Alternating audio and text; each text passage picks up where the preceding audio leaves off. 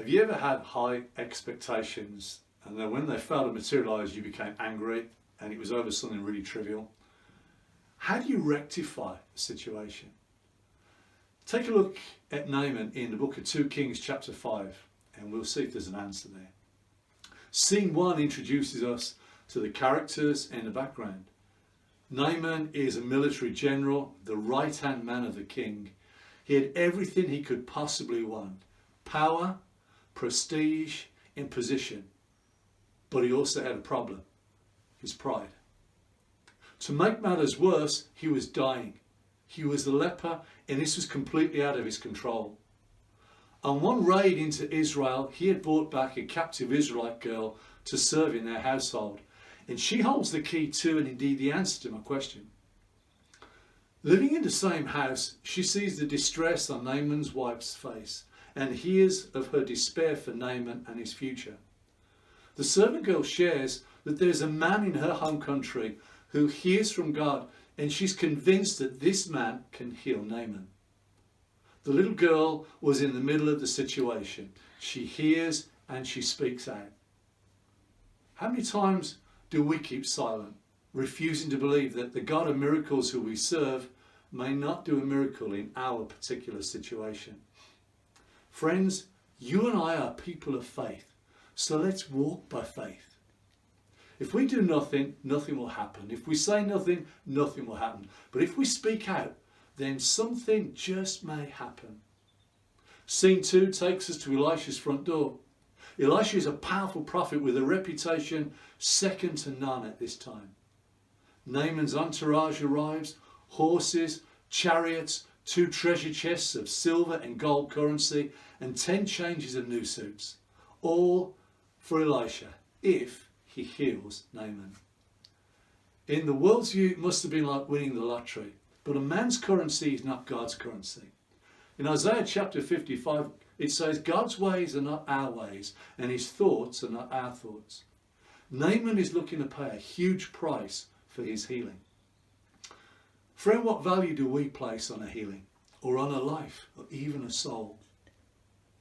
I bought a gazebo a few years ago, and the instructions were quite detailed.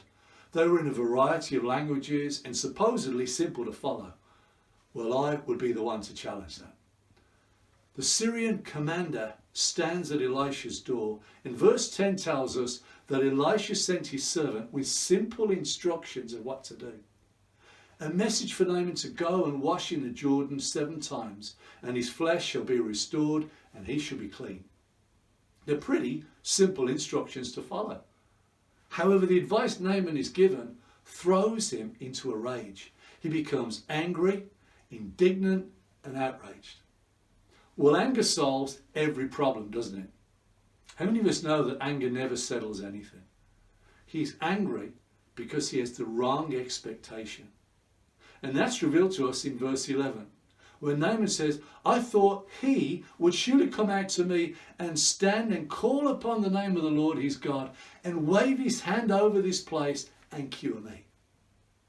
When our expectations fail, we make comparisons that are equally doomed to fall short too. Naaman compares the rivers at home with the Jordan River nearby, and that's his mistake. Because God's ways are not our ways, and his thoughts are not ours. Naaman hasn't experienced God at work in his life, but the Jordan River has been the venue of many examples of God at work. The Israelites crossed from the wilderness to the promised land, crossing the Jordan River at a time when it was in full flood. Joshua 3:16 tells us the rivers from upstream rose up in a heap very far away at a town called Adam, 6 miles away. Elisha's powerful prayer resulted in an iron axe head that had been lost in the river surfacing and being retrieved. John the Baptist's ministry changed the lives of so many people. And here at the Jordan River, at Jesus' baptism by John, the presence of the Holy Spirit in the voice of God was clearly experienced. And now it's Naaman's turn. This river has a pedigree, but first Naaman must take positive action. But is he any good at taking advice? If anger never achieved anything, then perhaps peace may just be the way. So how can we know a peace that settles us down? How do we experience peace in the midst of our turmoil? Naaman's expectations are about to be eclipsed by his next experience. But first, he has to deal with his anger, then his pride and his sense of disappointment. Someone needs to change big time. I wonder, do you know anyone like this? Do you know someone who needs to change their attitude? Change is the process through which something or someone becomes different. The next decision Naaman takes has the potential to change his whole life. He could do nothing and return home sick, or he can make some adjustments to his life and experience the change he had hoped for. As a general, he'd been used to people surrendering to him on his terms, but now he has to surrender to God on his terms. Surrender means to give up and then submit, to willingly place yourself under the authority of another person. Well, who better to submit to than God himself? And who better's authority to place yourself under than God's? God does miraculous things, but sometimes there's a process of waiting. In our process in this book, in Naaman, he takes 6 steps. The first, he knows he needs to acknowledge to himself that the universe does not revolve around him. 2, he needs to humble himself. 3, he needs to set aside his pride. And 4, he needs to deal with his anger. He has to become willing to alter his preconceived ideas and even his belief system. And then just as Naaman has descended, now he must ascend into the Father's presence by taking 6 more steps. He must have a willingness to let go and let God. He must refocus. He must reprioritize. He must trust in God. He must apply his faith. And last but not least, he must be obedient. 6 is a significant number, but there's something special about the number 7 in the Bible. And Naaman has been told to dip 7 times. Well, creation, including the day of rest, took 7 days. Jesus spoke 7 statements from the cross. There are 7 petitions in the Lord's Prayer. There are 7 titles that Jesus talks about himself. David said God's words were like gold refined 7 times. The debts of the Israelites that they'd incurred had to be cancelled every 7 years. Elijah's servant looked for signs of rain in 1 Kings 18, 7 times. Then a cloud of hope appears. 7 times Naaman needs to dip in the river, and this is his choice. I wonder what choices you and I are facing at the moment. What are the decisions before you? In which will you act upon? I wonder what went through Naaman's mind after following the recommendations of his servants. What had he got to lose? Nothing. But he had everything to gain. What if it didn't work? Would he be worse off? What if it did work? What would life mean then? Naaman enters the river. The first dip is the hardest because nothing seems to happen. But then comes dip 2 and 3. Nothing has changed on his skin. At 4, well, he's halfway through this. 5 and 6, still the same. And then 7, and everything changes as he surfaces. In that instant of time that cannot be measured, his skin is completely clean. Naaman is a man in receipt of a full miracle.